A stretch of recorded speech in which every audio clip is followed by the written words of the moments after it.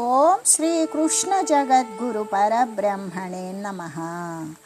ఓం నమో శ్రీ వేదవ్యాసాయ నమః.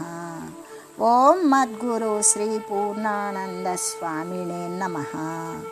ఓం శుక్లాం భరధరం విష్ణుం శశివర్ణం చతుర్భుజం ప్రసన్నవదనం ధ్యాయేత్ సర్వవిఘ్నోపశాంతయే.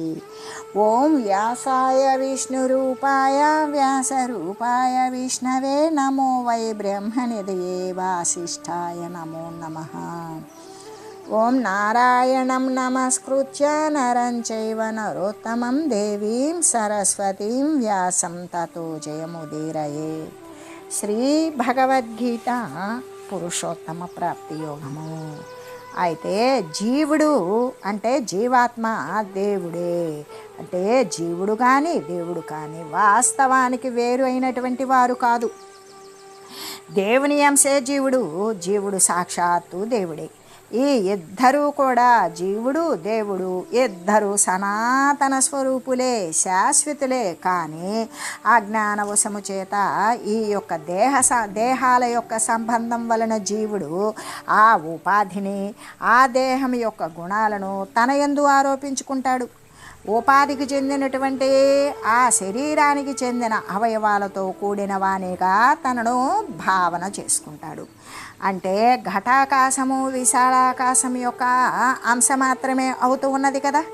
అలాగే విశాల ఆకాశం యొక్క లక్షణాలన్నీ కూడా ఘటాకాశమునందు కూడా ఉండే ఉన్నవి. అలాగే పరమాత్మ యొక్క సనాతనత్వము జీవుని యందు అంటే జీవాత్మ యందు కలిగే ఉన్నది. ఎప్పుడు జీవుడు తన ఉపాధి భావాన్ని వదిలివేసి నిజ రూపాన్ని గుర్తుంచుకుంటాడో అప్పుడు అతడు సాక్షాత్తు పరమాత్మయే అవుతూ ఉన్నాడు. అయితే జీవుణ్ణి గురించి చెప్పడం చేత భగవంతుని యొక్క అంశమే జీవుడు అని తేలింది కదా. అలా తేలడం చేత ఇంకా అటువంటి భగవంతుని యొక్క అంశాలలో సర్వ జీవరాశులు భగవత్ స్వరూపాలలో తక్కువేమిటి ఎక్కువేమిటి ఉండదు కదా. కాబట్టి సర్వజీవులు కూడా సమానులే, సర్వులు కూడా భగవంతుని అంశస్వరూపులే అని విఘ్నుడు ఆలోచన చేసి సర్వుల ఎడల కూడా ప్రేమ, దయ, సమబుద్ధి కలిగి ఉండాలి. భగవానుని యొక్క ఈ వాక్యము చేత జీవులకి పరమ ధైర్యం లభిస్తూ ఉన్నది. ఎలాగంటే ఇంతవరకు కూడా అజ్ఞానము చేత తాను బద్ధుడనని అల్పుడనని దుఃఖపడుతూ ఉన్నాను అని తలంచి ఉన్నటువంటి వాడు ఈ మాటల చేత గొప్ప ధైర్యాన్ని పొందుతూ ఉన్నాడు. తాను నిజానికి అల్పత్వంతో ఉన్నవాడు కాదు, తాను జీవత్వంతో ఉన్నవాడు కాదు, తాను అశాశ్వతుడు కూడా కాదు, తాను సనాతనుడు, సాక్షాత్తు పరమాత్మయే తాను. ఈ యొక్క మాయావశము చేత ప్రకృతికి లోబడి భగవంతుణ్ణి మరిచిపోయి ప్రకృతిస్థములైనటువంటి ఇంద్రియాదులతోనే కూడి కాలక్షేపాన్ని చేస్తూ ఉన్నాడు కదా. వాటితో ఆకర్షితుడవుతూ ఉన్నాడు కదా. అంటే అజ్ఞాన కాలమునందు ఎంత గొప్పదైనటువంటి తప్పిదాన్ని ఆచరిస్తూ ఉన్నాడు. ఇప్పుడైతే భగవానుడు చెప్పినటువంటి మాటలను గుర్తించడం చేత జ్ఞానం కలిగింది. అలా కలగగా అటువంటి పొరపాటుకి ఎటువంటి అవకాశము లేదు కదా. తిరిగి తన యొక్క అమరత్వాన్ని, ఆనంద స్వరూపాన్ని, ఆత్మరూపాన్ని గురించి చింతిస్తాడు. జీవుడు దానితో ఐక్యాన్ని పొందగలుగుతాడు. అదే కదా మోక్షము. జీవుడు తన యొక్క స్వస్థానము ఈ జీవలోకము కాదని ఆత్మలోకమే అని కదా భావించాలి. అంటే ఈ తన యొక్క స్వస్థలం కాదని, ఇది పరస్థలము అని చింతించాల్సింది అని చెబుతూ, అయితే దీనికే మనం ఒక చిన్న ఉపమానం తెలియజేసుకుందాం. ఒకసారి ఒక అతను తన బిడ్డని ఎంటబెట్టుకొని మరి రైలు స్టేషన్కి వెళ్ళాడు. తన కొడుక్కి తనకు ఇద్దరికి కూడా టికెట్లు కొన్నాడు. ఆ రైలు పెట్టెలో కూర్చున్నాడు. రైలు బండి కదిలిపోతూ ఉంది. కొంత దూరం వెళ్ళిన తర్వాత అప్పుడు తండ్రితో అంటున్నాడు. తండ్రికి కుమారునికి కూడా రైలు పెట్టెలో ఇలా మాటలు సాగినాయి. కొడుకు అంటున్నాడు, నాన్న మనం ఎక్కడికి వెళ్తున్నాము అని. తండ్రి అన్నాడు, నోరు మూసుకో, ఆ ప్రశ్న అడగొద్దు అన్నాడు. సరే కొడుకు అంటున్నాడు, అయితే నాన్న టికెట్ చూపిస్తావా అన్నాడు. తండ్రి ఏమంటున్నాడంటే, నేను చూపించను అన్నాడు. మళ్ళీ కొడుకు అంటున్నాడు, అయితే మనం ఎక్కడికి వెళ్తున్నట్లు? తండ్రి విసుగుపడుతూ, నేను చెప్పను, నేను దింపిన చోట దిగు అంతే. అంటే ఈ ప్రకారంగా వాళ్ళ యొక్క సంభాషణ కొనసాగింది. అంటే ఇప్పుడు ప్రాణికోట్లు ఉన్నవి కదా, ఈ జీవిత ప్రయాణం అనేటువంటిది ఎక్కడికో తెలియదు. అసలు ఎక్కడ దిగాలో, ఎక్కడ ఎక్కామో కూడా తెలియదు, ఎక్కడ దిగాలో కూడా తెలియదు. ఎంతసేపు ప్రయాణం మాత్రమే సాగిపోతూ ఉంది. అది ఎట్లాంటిది అంటే, ఈ శరీరము అనబడే రైలు బండిలో కూర్చుని అనాది కాలము నుండి కూడా, అంటే ఈ కాలంలో మనం కూర్చున్నాము అనేటువంటి కూర్చున్న ప్రారంభ సమయం మనకి తెలియదు. ఆ అనాది కాలము నుండి కూడా జీవుడు ఈ ప్రకారంగానే యాత్ర అనేటువంటిది కొనసాగిస్తూ ఉన్నాడు. కానీ ఎక్కడో ఒక చోట దిగకుండా అయితే తప్పదు కదా, దిగాల్సిందే కదా. కానీ నేను దిగను అని అనటానికి వీలుందా? లేదు.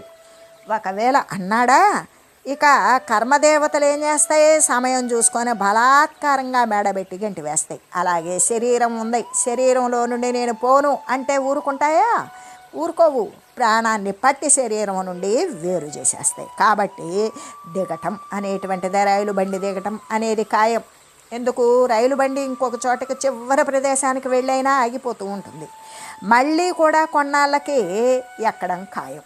మళ్ళీ ఈ లాగేసిన ఆ కర్మదేవతలు మళ్ళీ కూడా ఆ జీవి మరొక రైలు బండి ఎక్కుతూనే ఉంటుంది. ఈ విధంగా దిగడం ఎక్కడం అనేటువంటిది ఖాయం. అది కర్మ తొలిగే వరకు కూడా, ఈ కర్మవాసన ప్రాబల్యమంతా కూడా నశించిపోయేదాకా ఎక్కటం దిగటం అనేటువంటిది జీవికి ఈ యొక్క శరీరాలను పొందటం వదలటం అనేటువంటి విషయం జరుగుతూనే ఉంటుంది. కాబట్టి జీవునికి మనం మనల్ని గురించి మనం చెప్పుకోవాలి. ఏమని? ఓ జీవుడా, అనాది కాలం నుండి కూడా సాగిస్తూ ఉన్నటువంటి శరీరాలను వదులుతూ ఉన్నావు, మరి తగిలించుకుంటూ ఉన్నావు. శరీరాన్ని పొందుతూ ఉన్నావు, దానిని వదిలివేస్తూ ఉన్నావు. అలాగే ఈ యొక్క రైలు బండి లాంటి శరీరాన్ని ఎక్కటం దిగటం అనే తెలివి తక్కువ పనిని ఎప్పటికైనా ఆపివేయి. చేసినటువంటి అపరాధానికి పశ్చాత్తాపపడు. ఆ పరాత్పరుణ్ణి పదపంఖాలను, ఆ పద సరోజాలను నీవు మనఃపూర్వకంగా ఆశ్రయించు. ఆ చరణ కమలాలను ఆశ్రయించి ఉండు. ఈ బండి బెడద నుండి శీఘ్రంగా వెంటనే తప్పించుకో. ఎందుకు అంటే, ప్రయాణానికి స్వస్తి చెప్పు. పొరపాటున నువ్వు బండి ఎక్కావా, శరీరాన్ని ధరించావా, మళ్ళీ శరీరాన్ని వదిలిపెట్టక తప్పదు. ఎందుకు అంటే, ప్రయాణికుడు బండి ఎక్కినాక దిగక మానడు కదా, తప్పదు కదా. దిగావనుకో మళ్ళీ ప్రయాణం కొనసాగించాలి అన్నప్పుడు మళ్ళీ ఎక్కక తప్పదు. అట్లాగే ఈ శరీరాన్ని పొందావా, దాన్ని వదిలించుకోక తప్పదు. అది నువ్వు వదలకపోయినా వదిలించేటట్టు చేస్తుంది కర్మ ఫలితం. అట్లాగే దిగావనుకో ఎక్కక తప్పదు. వదిలిన తర్వాత మళ్ళీ ఒక శరీరాన్ని తగులుకోక తప్పదు. ఎందుకు వచ్చిన గొడవ? ఈ దీర్ఘమైనటువంటి ప్రయాణానికి, అంటే వస్తూ పోతూ పుడుతూ చస్తూ ఎక్కుతూ దిగుతూ ఉండేటువంటి ఈ యొక్క దీర్ఘమైన జీవయాత్రకి ఎప్పటికైనా ఫుల్ స్టాప్ పెట్టవయ్యా. దానికో ముగింపు వాక్యం పలుకు అని చెబుతూ, ఆ ముగింపు అంటే తుదిగా ఉండేటువంటి ఆ ముగింపు సూచకం అనేటువంటిది పెట్టి దైవికమైనటువంటి వాతావరణంలో హాయిగా కాలం గడపడమే కదా ఉత్తమం. అంటే ఆత్మజ్ఞానాన్ని పొందేటంత వరకు కూడా ఈ శారీరక సంబంధమైన రాకపోకలు అనేవి తప్పనిసరి వస్తూనే ఉంటాయి. అది అప్పటి వరకు జ్ఞానం పొందేటంత వరకు. అందుకని నీవు ఆత్మజ్ఞానాన్ని పొందు. అప్పుడు పుట్టుక చావు రూపంలో ఉన్నటువంటి జనన మరణ రూప ఈ దీర్ఘమైనటువంటి ప్రయాణాన్ని అంతం చేసుకోవచ్చు. అంటే జీవుడు తన స్వస్థానము ఈ జీవలోకము కాదని కేవలము తనదైనటువంటి ఆత్మలోకమే అని కదా భావించాలి. ఇది తన స్వస్థలం కాదని, ఇది పరస్థలమని చింతించాలి. తాను ఉండేటువంటి స్థలము ఇతర స్థలము అని, తన స్వస్థలము పరమాత్మ స్థానమే అని చింతించుకోవాలి. ఈ ఆలోచనతోటి పరమాత్మ పదాన్ని ఆశ్రయించుకొని ఉన్నట్లయితే, ఈ ఇంద్రియాలనే ఈ ప్రకృతిని నమ్ముకున్నట్లయితే జన్మ పరంపర, అనేక శరీరాల యొక్క రాకపోకలు అనేవి తప్పవు, సంసార బాధలు తప్పవు అని నిశ్చయించుకొని జీవుడేం చేయాలి? తన నిజరూపమైన నిజస్థానము పరమాత్మను సంస్మరించాలి. ఆ పరమాత్మ రూపుడుగానే శేషించి మిగిలి ఉండి ధన్యుడు కావాలి అనే ఈ శ్లోకం యొక్క అర్థమై ఉన్నది అని చెబుతూ, వాస్తవానికి భగవదంశ స్వరూపుడు సనాతనుడు నిత్యుడు జీవుడు వాస్తవంగా అయి ఉన్నాడు. కానీ అయితే అజ్ఞాన వశము చేత తాను ఉపాధిని అని తలంచుతున్నాడు. ఇంద్రియాలతోటి మనసుతోటి కూడి కాలక్షేపాన్ని చేస్తూ ఉన్నాడు. అప్పుడు జీవుడు దృశ్య వస్తువుల పట్ల విరక్తిని కలిగి ఉండాలి. తన నిజరూపమైన పరమాత్మను, తన వాస్తవ స్థితిని పరమాత్మ స్థితి అని గుర్తుంచుకొని పరమాత్మ రూపుడుగానే మిగిలి ఉండాలి. అదే కదా మోక్షము అని చెబుతూ, జీవుడు తాను దేహాన్ని వదిలి వెళ్ళేటప్పుడు, నూతనమైన కొత్త శరీరాన్ని తీసుకునేటప్పుడు కూడా ఈ ఇంద్రియాలను, వాటి యొక్క సంస్కారాలను కూడా తన వెంట తీసుకొని పోతూ ఉన్నాడు అని తెలియజేస్తూ, శరీరం యదవాప్నోతి యచ్చాప్యుత్క్రామతీశ్వరః గృహీత్వైతాని సంయాతి వాయుర్గంధాని వాసయాత్. అయితే దేహము, ఆ ఇంద్రియాలు మొదలైనటువంటి దేహేంద్రియాది సంఘాతానికి ప్రభువే కదా జీవుడు. ఆ జీవుడు ఈ ఇంద్రియాలతో సంఘటింపబడినటువంటి దేహానికి ప్రభువైన జీవుడు శరీరాన్ని వదిలిపెట్టిపోయేటప్పుడు నూతనమైనటువంటి శరీరాన్ని పొందడానికే పోతాడు. అలా పోయేటప్పుడు పుష్పము మొదలైనటువంటి స్థానాల నుండి గాలి వాసనలను గ్రహించిపోయేలాగానే ఈ పంచేంద్రియాలు, మనస్సు అనే ఆరింటిని కూడా గ్రహించుకొని వెళ్ళిపోతూ ఉన్నాడు. ఎలాగంటే ఇప్పుడు ఈ ఇంద్రియాలతో సంఘటింపబడినదే కదా శరీరము. దానికి మూల పురుషుడు జీవుడు. ఈ జీవుడు శరీర పతనావస్థలో శరీరాన్ని వదిలి వెళ్ళిపోతాడు. అలా వెళ్ళిపోవడానికి కారణం ఎందుకు అంటే, వాసనలు కోరికలు ఉన్నటువంటి వస్తు సముదాయాన్ని తీసుకొని వెళ్తాడు కాబట్టి జీవుడు. అది లేకపోతే పరమాత్మ స్థితి ఎందుకు ఉంటాడు? మరొక శరీరం అవసరం ఉండదు. కానీ ఇక్కడ ఏ విధంగా అంటే, వాని యొక్క ఆ వాసనలన్నీ కూడా ప్రోధి చేసుకొని వెళుతూ ఉన్నాడు. అంటే సామాను ఉన్నది, సామాను తీసుకొని వెళ్ళాలి అంటే ఉన్న పలంగా ఇల్లు ఖాళీ చేసి తీసుకొని వెళ్ళి మరి వీధిలో చెట్టు కిందో పెట్టుకోడు కదా. మరొక ఇంటిని ఎత్తుక్కున్న తర్వాతనే ఈ సామాను తీసుకెళ్ళి ఆ ఇంట్లో పెట్టుకుంటాడు. అద్దె ఇల్లు ఖాళీ చేసేటువంటి వాడు, లేదా అద్దె నుండి సొంత ఇంటికి వెళ్ళేవాడు, లేదా సొంత ఇంటి నుండి ఇంకొక కొత్త ఇంటిని కట్టుకున్నటువంటి వాడు ఏం చేస్తాడు? తన ఇంటి యందున్నటువంటి సామానుని ఆ ఇంట్లోకి మార్చుకుని ఆ ఇంట్లో జీవనం అనేటువంటిది అదే జీవనం కొనసాగిస్తూ ఉంటాడు. అట్లాగే ఈ ఇంద్రియాలతో కూడినటువంటి దేహానికి ప్రభువైనటువంటి యజమాని అయినటువంటి జీవుడు శరీరాన్ని వదిలిపెట్టిపోతూ ఉన్నాడు. పోయేటప్పుడు ఏం చేస్తాడు? కొత్తదైనటువంటి ఇంకో శరీరంలో ప్రవేశించాలి తాను. ఆ కొత్త శరీరాన్ని పొందేటప్పుడు ఎలా వెళ్తాడు అంటే, ఇక్కడ మనం బయటగా చెప్పుకున్నటువంటి ఒక ఉదాహరణ, సామాను తీసుకొని కొత్త ఇంట్లోకి పోతాడు అని చెప్పుకున్నాం. కానీ ఇక్కడ ఇంకొక అంతరార్థం ఉన్నది. పుష్పాల నుండి పుష్పం మీదుగా వికసించినటువంటి పుష్పాల మీదుగా గాలి ప్రసరిస్తూ ఉన్నది. ఆ ప్రసరించేటువంటి గాలి పుష్పము నుండి వెలువడేటువంటి సువాసనను కూడా తీసుకొని వెళ్ళినట్లుగానే, ఎలాగంటే ఈ జీవుడు క్రొత్త శరీరాన్ని అనుభవించడానికి వెళ్ళేటప్పుడు పంచేంద్రియాలు అంటే ఈ చెవి, చర్మము, కన్ను, నాలుక, ముక్కు అని చెప్తాం.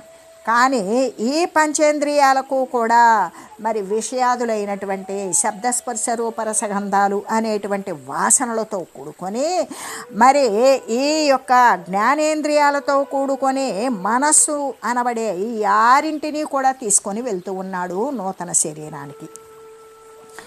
అంటే జీవుడు ఈ శరీరాన్ని వదిలేటప్పుడు మళ్ళీ క్రొత్త శరీరాన్ని గ్రహించేటప్పుడు స్వీకరించేటప్పుడు అనే వాక్యం ద్వారా జీవుడు శరీరం కాదని, శరీరము కంటే కూడా ఇతరమైన వాడని, వస్త్రములాగానే శరీరాన్ని ధరిస్తూ వదులుతూ ఉంటూ ఉంటాడు అని కదా మనకు స్పష్టమవుతూ ఉన్నది.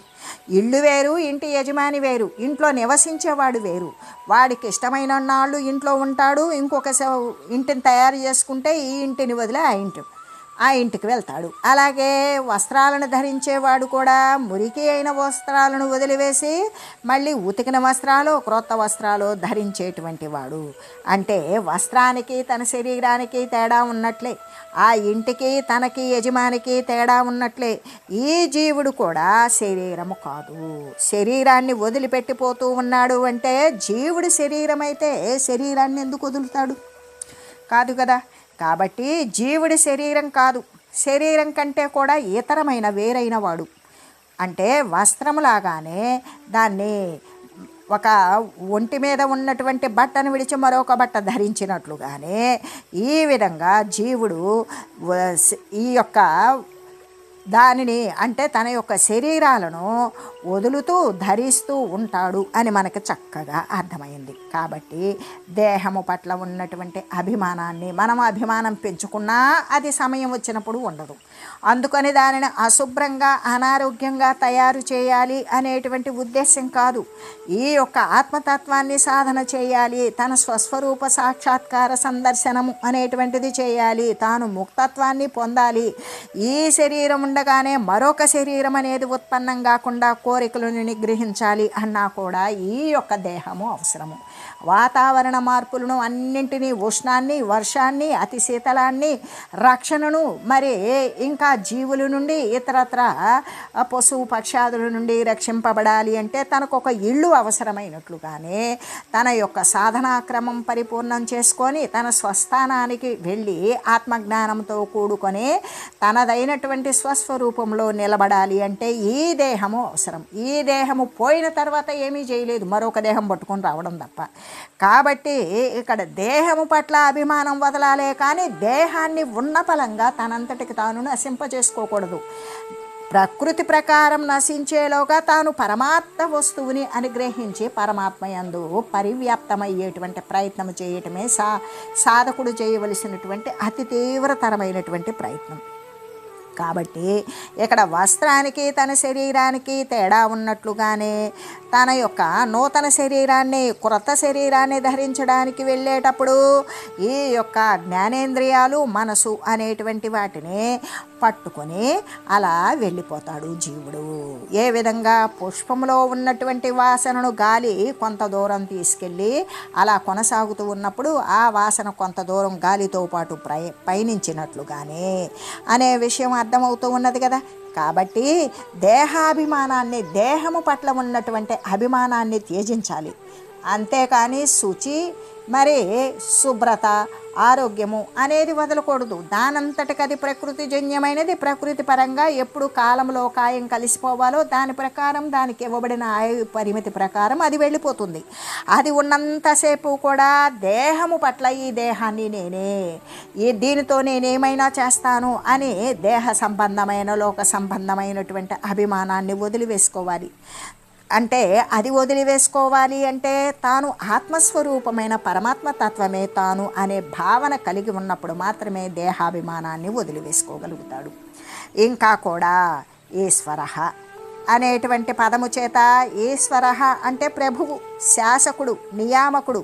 కాబట్టి ఇక్కడ జీవుడు వాస్తవానికి దేహానికి కానీ, దేహ ఇంద్రియాలకు కానీ, మనస్సుకు కానీ, దేహ అంతర్గతమైనటువంటి ఇంకా ఇతరత్రమైనటువంటి వాటికి కూడా ఇన్ని మాటలు ఎందుకు, అన్నింటికీ కూడా సమస్త దేహేంద్రియ సంఘాతానికి కూడా ప్రభువే కానీ సేవకుడు కాదు కదా.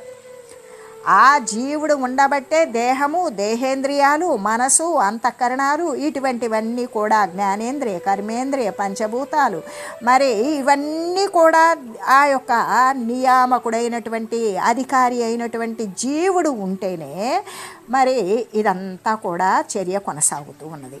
అటువంటి సమస్త సంఘాతానికి కూడా జీవుడే కదా ప్రభువు. అంతేకాని జీవుడు సేవకుడు కాదు, బానిస కానే కాదు అనే కదా రుజువవుతుంది. ఒకవేళ జీవుడు లేకపోతే ఆ శరీరము ఇదంతా కూడా మృతప్రాయమైనదే. దానికి స్వయం చలనము, స్వయం సత్తా లేదు. జీవుని యొక్క సామీప్యము, సన్నిధి చేతనే జడప్రాయమైనటువంటి దేహము కదులుతూ ఉన్నది. అప్పుడు ఆ జడప్రాయమైన మృతప్రాయమైనటువంటి దేహము పట్ల అభిమానము అనేది ఉంచుకోనవసరం లేదు. కానీ అజ్ఞాని అయితే ఇటువంటి స్థితిలో, ఈశ్వరి స్థితిలో, తను అధికారి, తను పరమాత్మ, తను ప్రభు స్థితిలో ఉండకుండా సేవకా వృత్తినే అవలంబిస్తాడు. ఎలాగా అంటే ఆ ఇంద్రియాలకు, ఆ అంతఃకరణాలకు కూడా దాసుడైపోతాడు. దాసుడు కూడా కాదు, దాసానుదాసుడైపోతాడు. దీనంగా ప్రవర్తిస్తూ ఉంటాడు. అవి చెప్పినట్లుగా ఆడుతాడు. అది కావాలి, దానికోసం పరిగెడతాడు. ఇది చెయ్యాలి, దానికోసం ప్రయత్నిస్తాడు. ఈ విధంగా లోక సంబంధమైన, దృశ్య సంబంధమైన, దేహేంద్రియ సంబంధమైనటువంటి విషయాలలో అవి చెప్పినట్లుగా ఆడుతూ ఉంటాడు. ఇంద్రియాలను నిగ్రహించుకోలేదు కాబట్టే వాడు అజ్ఞాని. అయితే భగవానుడు చెప్పినటువంటి ఈశ్వరత్వము ఎక్కడా, ఈ యొక్క క్షుద్ర పరాధీనత్వము ఎక్కడా అంటే భగవానుడేమని చెప్పాడు? జీవుడైనటువంటి వాడు వాస్తవానికి ప్రభువు, ఈశ్వరుడు. సమస్త దేహాలకు, ఇంద్రియాలకు, మనస్సుకు, దేహస్థమైనటువంటి ఇతరత్ర వాటికన్నింటికీ కూడా, సమస్త దేహ సంఘాతానికి కూడా ప్రభువే కానీ సేవకుడు కాదు అని కదా మనకి తెలియజేశారు. అయితే భగవానుడు తెలియజేసినటువంటి శాసకత్వము, ఈశ్వరత్వము ఎక్కడ ఉన్నది? ఈ యొక్క నశించిపోయేటువంటి ఇంద్రియాలకు పరాధీనత్వమును పొందటంలో ఇది ఎక్కడా అని చెబుతూ, కాబట్టి ఈ ఈశ్వర పదాన్ని గుర్తుంచుకోవాలి. ఇలా గుర్తునందు ఉంచుకొని దేహము, మరి ఇంద్రియాలకు లోబడకుండా ఉండాలి. వాటిని తన నిగ్రహంలోకి తెచ్చుకోవాలి, కానీ వాటి యొక్క నిగ్రహ స్థితిలోకి తాను వెళ్ళకూడదు కదా. ఇంకా కూడా వాస్తవానికి తాను అసలు జీవుడా అంటే కాదు, సాక్షాత్తు కూడా ఈశ్వరుడే అనేటువంటి భావం కూడా కలిగి ఉండాలి అని చెబుతూ, గృహీత్వైతాన్ని సంయాతి అంటే జీవుడు శరీరాన్ని వదిలి వెళ్ళేటప్పుడు, తిరిగి మళ్ళీ శరీరాన్ని గ్రహించేటప్పుడు ఈ ఇంద్రియాలను, మనసును కూడా వెంట తీసుకొని వెళుతూ ఉన్నాడు అని కదా చెప్పబడింది. అందుకే జీవుడు శరీరాన్ని వదిలి వెళ్ళిపోయేటప్పుడు, నూతన శరీరాన్ని తిరిగి పొందడానికి వెళ్ళేటప్పుడు ఈ ఇంద్రియాలు అంటే జ్ఞానేంద్రియాలు ఏంటవి? చెవి, చర్మం, కన్ను, నాలుక, ముక్కు అనేటువంటి ఇంద్రియాలను, మనస్సును కూడా వెంట తీసుకొని వెళుతూ ఉన్నాడు అని చెప్పబడుతూ ఉన్నది. ఇక్కడ ఈ ముక్కు, ఈ చెవి వెళ్తాయా అంటే అని కాదు. ఈ ఇంద్రియాలు ప్రతి శరీరానికి ఉంటాయి కాబట్టి ఈ యొక్క జ్ఞానేంద్రియాలను తీసుకొని మనస్సుతో కూడుకొని, మనసు లేకుండా ఏ ఇంద్రియము కూడా అది స్థితి కలిగి ఉండదు. కాబట్టి మనసు చొప్పించినప్పుడే ఏ జ్ఞానేంద్రియాలైనా సరే చలనవంతములు అవుతాయి. కాబట్టి ఈ యొక్క మనసుని ఆ 5 ఇంద్రియాలను కూడా తీసుకొని 6 ఇంద్రియాలతో కూడా వెళ్ళిపోతూ ఉన్నాడు అని కదా చెప్పబడింది. అయితే జీవుడు తన జీవితకాలం అంతా కూడా ఏం చేశాడు? అనేక ప్రాపంచిక పదార్థాలను ఏరుకోవడం, సేకరించడం, అనుభవించడంలోనే కాలాన్ని గడిపివేస్తూ ఉన్నాడు. కానీ చిట్ట చివరకు వానిలో పోని అంత చేసిన వాడి బాల్యం నుండి కూడా ఇక బాల్యం అంటే తల్లిదండ్రులకు లోబడి ఉండేటువంటి స్థితి. బాల్యము దాటిన తర్వాత కౌమారము నుండి కూడా ఎంతో నేర్చుకొని, ఏమో చేసి, ఎన్నెన్నో కూడగట్టుకొని, ఎన్నో అనుభవించి, ఇటువంటివన్నీ కూడా అనేక ప్రాపంచక సంబంధమైనటువంటి వస్తుతని ఏర్పాటు చేసుకుంటూ, అనుభవిస్తూ, సేకరిస్తూ, మూటగట్టుకుంటూ ఇవన్నీ కూడా కాలం గడిపేశాడు. చిట్ట చివరకు వానిలో ఒక్క వస్తువైనా సరే తన శరీరాన్ని వదిలిపెట్టిపోయినాక ఒక్క వస్తువునైనా సరే తనతో పాటు తీసుకొని వెళ్ళడానికి హక్కు లేదు అని భగవానుడు స్పష్టంగా చెప్పేశారు. ఎందుకు? తనదైనటువంటి నేను అనుకొని భావించినటువంటి శరీరమే తనకు తోడుగా లేదు. ఆ శరీర ఆసరాతోటి సేకరించినటువంటి ఈ పంచభూతాలతో ఏర్పడినటువంటి పదార్థమే అశాశ్వతమైనప్పుడు దాని ద్వారా ఏర్పాటు చేసుకున్నటువంటి ఇవన్నీ కూడా మరి తీసుకొని వెళ్ళగలుగుతాడా? ఒక్క వస్తువు కూడా, వాని శరీరం కూడా వాని వెంట వెళ్ళదు అని చెబుతూ, కానీ అయితే తన వెంట ఈ ఆరింటిని మాత్రం తీసుకొని వెళ్ళవచ్చు. ఎందుకు? ఏ శరీరంలో ఉన్నా చెవి ఉంటుంది, చర్మం ఉంటుంది, కన్ను ఉంటుంది, నాలుక ఉంటుంది, ముక్కు ఉంటుంది. వీటిని చేతనావంతం చేయటానికి మరి ప్రేరణ చేయటానికి మనస్సు ఉంటుంది. అదే కదా సంకల్ప వికల్పాలు అనేటువంటిది. ఈ మనసు ద్వారానే కదా మళ్ళీ మళ్ళీ కూడా శారీరక రాకపోకలు అనేవి కలుగుతూ ఉంటాయి. కాబట్టి ఇవి మాత్రం తీసుకెళ్ళవచ్చు. అవే పంచేంద్రియాలు, మనస్సు అంటే శ్రోత్రము, త్వక్కు, చక్షువు, జిహ్వా, ఘ్రాణము, ఈ అంతఃకరణాలలో మనస్సు అనేది. కాబట్టి ఈ 6 వస్తువులను కూడా ఎలా ఉంచుకోవాలి? శుద్ధంగా ఉంచుకోవాలి, పవిత్రంగా ఉంచుకోవాలి. దైవం యొక్క వాసనలతో, దైవ సంబంధమైనటువంటి కోరికలతో, దైవ సంస్కార సహితములుగా చేసుకోవలసింది. అలా చేసుకుంటే ఇక అలా చేయడం కోసం జీవితంలో ఎంతో పారమార్థికమైనటువంటి ప్రయత్నం చేయవలసి ఉంటుంది కదా. ఎలాగంటే అవి మాత్రమే జీవునికి వెంట వస్తాయి, నూతనమైనటువంటి శరీరాన్ని ఏర్పాటు చేస్తాయి. కాబట్టి ఈ ఇంద్రియాలు, మనస్సు కనుక శుద్ధంగా ఉన్నదనుకో శుద్ధమైనటువంటి జన్మ వస్తుంది. మలినంగా ఉన్నట్లయితే క్రిమికీటకాదులతో కూడినటువంటి క్షుద్ర జన్మ వస్తుంది. కాబట్టి రాబోయేటువంటి కాలస్థితి, భావి కాలస్థితి, భావి జన్మ మన చేతిలో ఉన్నవి కదా. ఇప్పుడే ఆ ఇంద్రియాలను, మనస్సులను కూడా ఆధ్యాత్మిక చింతన చేత పవిత్రీకరించామనుకో ఇక ఆ యొక్క పతనం నుండి మనం తప్పించుకోవచ్చు అని తెలియజేస్తూ, ఓం మంగళం పావన గీతామాతా, జయ మంగళం భక్తజనావని, బంధ విమోచనే భవభయహారిణి, భవ్యదాయిని మంగళం. ఓం మంగళం శ్రీ కురుక్షేత్ర రణక్షోణి విహారిణే, పార్థసారథి రూపాయ గీతాచార్యాయ మంగళం. ఓం మంగళం మహత్.